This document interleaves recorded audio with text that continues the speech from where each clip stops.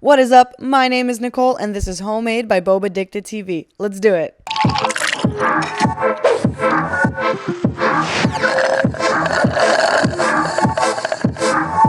This week we're giving into the viral trend known as Dalgona. Dalgona was first made popular in South Korea once the social distancing orders were placed due to COVID-19.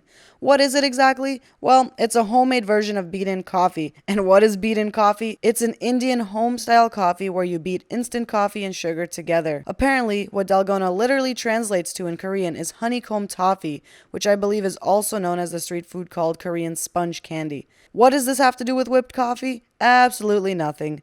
But this South Korean actor, whose name I really do not want to mispronounce, coined the name when he ordered a whipped coffee during a TV show appearance. So, now that we know some things, let's get into the matcha version of these coffee recipes. There's multiple ways to do this, so we're going to show you two different versions of Dalgona matcha. The first recipe we are using from YouTuber Honeysuckle. First thing you're going to do is combine a 1/4 cup of cold whipping cream, 2 teaspoons of sugar, and a 1/2 teaspoon of vanilla extract. You're going to want to whip this until ribbons form in the cream. You don't want the peaks to be stiff like you do with meringues and stuff. I don't know, I just made that up. Do meringues even have stiff peaks?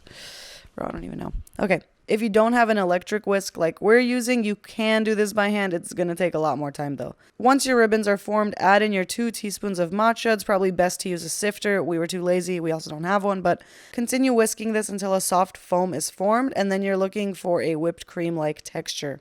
The second version of this, we're going to be using a recipe from Proportional Plate. The process is pretty much the same. You're going to whip 1 egg until it's frothy and mostly stiff, and then add in your sugar.